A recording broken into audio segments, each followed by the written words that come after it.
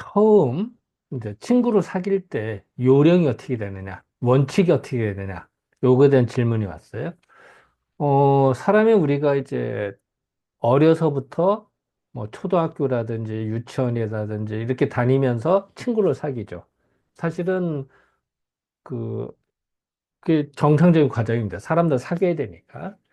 또 대학을 졸업해서 직장을 다니면서 사회에서 그 사람 간의 이제 친비, 서로 간의 관계를 맺습니다. 그럴 때 요령이 뭐냐? 그랬을 때 그 이제 원칙이 뭐냐라고 했을 때는요. 첫 번째는 제일 중요한 믿음이라는 거예요. 믿음을 갖고 해야 되는 거예요. 믿음이 없으면은 무너지는 겁니다. 형식이든 뭐 예의범절이든 뭐 어떤 인사를 어떻게 해라 이것도 중요하죠. 하지만 제일 중요한 거는 사람에 대한 믿음이 있어야 된다.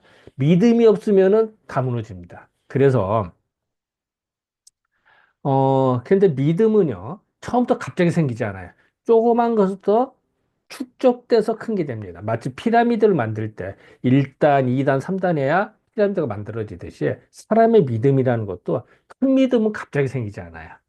작은 것부터 시작됩니다. 그러니까 뭐 조그마한 약속이라든지 이런 거를 잘 지키고 성실히 하는 걸 보고 다음 단계에서 사람들을 신뢰가 가는 겁니다. 그래서 그 우리가 보통 영화 보면 그런 거 나오죠. 사람들을 테스트합니다. 뭐 작은 일거리를 하나 줘보고 그 사람 능력과 이런 거를 봅니다. 잘하나 못하나. 그러고선 합격. 그러면은 두 번째, 세 번째 이렇게 순서대로 시키죠. 처음부터 갑자기 큰 일을 맡기지 않습니다. 그거는 동서고금을 통해서 대부분이 그렇다. 물론 안 그런 사람도 있죠. 뭐 사람이 엄청나게 훌륭하거나 이러면 처음부터 큰 일을 맡기게 됩니다만 보통의 경우는 순차적으로 1번, 2번, 3번 이런 순서적으로 그러니까 작은 것부터 시작하는 게 관례입니다. 예전에 춘추전국 시대 때 그런 얘기를 합니다. 이제 그 예전에 나라에 군대와 식량과 믿음이 있다고 가정을 해봅시다.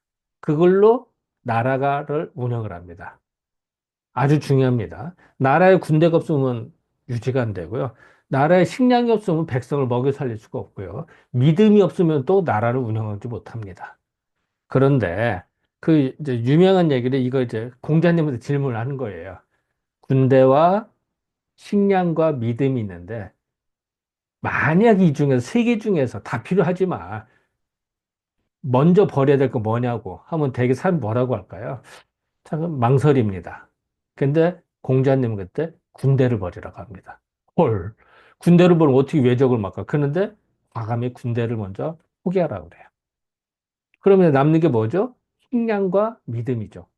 그것도 다 중요하죠.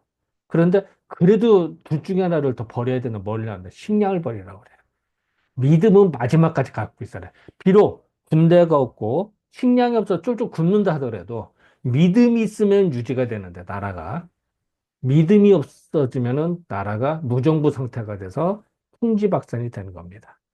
혹시 그거 아시죠? 그 가끔 그 미국에서 만든 영화 같은 거 보면은 뭐 갑자기 지진이나 정전이 됐다 그러면 완전 아수라장이 되죠.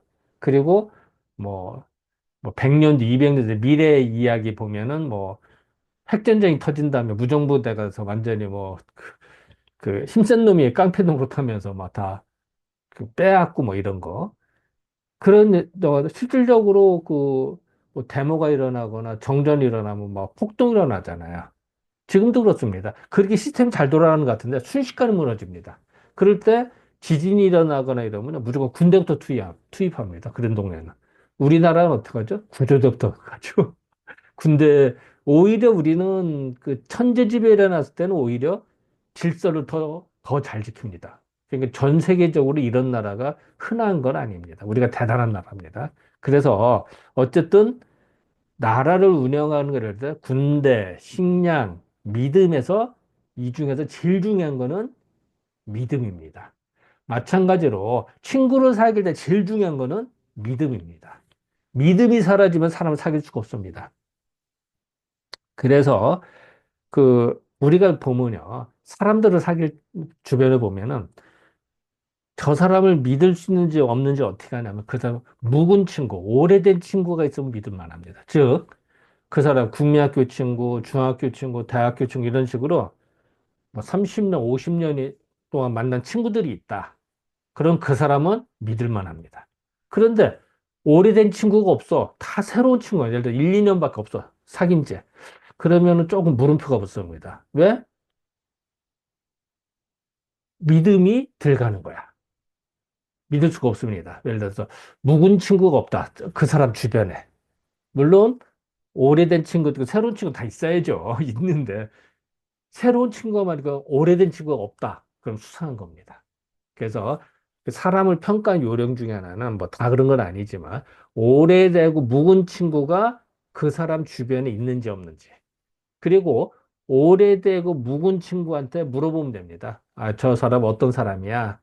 그러면은 되게 평들이 있습니다. 그게 거의 틀리지 않아요. 오랫동안 사귀면서 알기 때문에.